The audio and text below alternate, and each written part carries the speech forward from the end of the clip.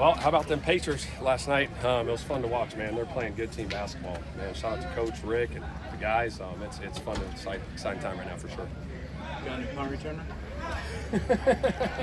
We'll see.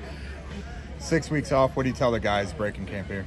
Just take care of your bodies, right? I mean, you get this break right now, about 5 weeks for these guys, just to maintain the focus. Obviously, they'll probably spend some time with their families, but really, we got to come back ready when we hit July 22nd. So make sure they're handling their business every single day this offseason to make sure we're ready to roll. So you guys did your work before you signed Jones. Yeah. You knew what you were getting. Yeah. Are you surprised at all? Have you gotten more than maybe you anticipated? Very pleased with what we got right now. He's been doing a hell of a job. Really smart football player. Learned the offense very quickly, making really good decisions out there through OTAs. Obviously want to carry that over to training camp, but he's done a really good job. Great command in the huddle. Ultimate pro.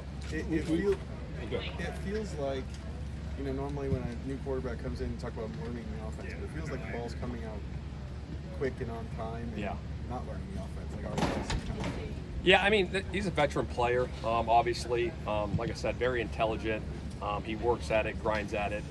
So not surprised on how he's picked up the offense.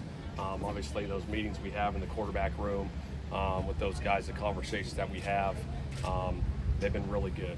So been very pleased with him. We've talked a lot about AD, but I mean, a recurring theme with him is he shows up in practice.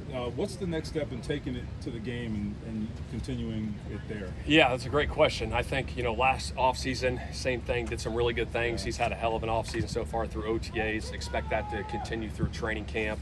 By getting into those game situations, just continuing to get those game reps and really taking that next step. And as us as coaches, putting him in a really good position to succeed on the field. So obviously looking at some different things to use him this year in certain situations. So I'm looking forward to it. With players that have that sort of tendency, if you've encountered this before, or maybe they show up in practice and maybe they aren't as consistent in the game, does it tend to usually come eventually? Yeah, I think so. I mean, you see some of these guys around the league. I mean, obviously there's a ton of stories.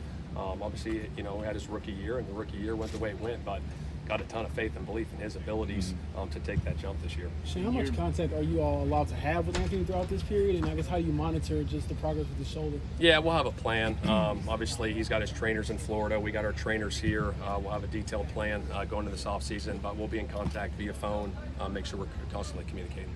Shane, you remember your first thought when you realized that Carly was on the sideline with the headset on? My first thought?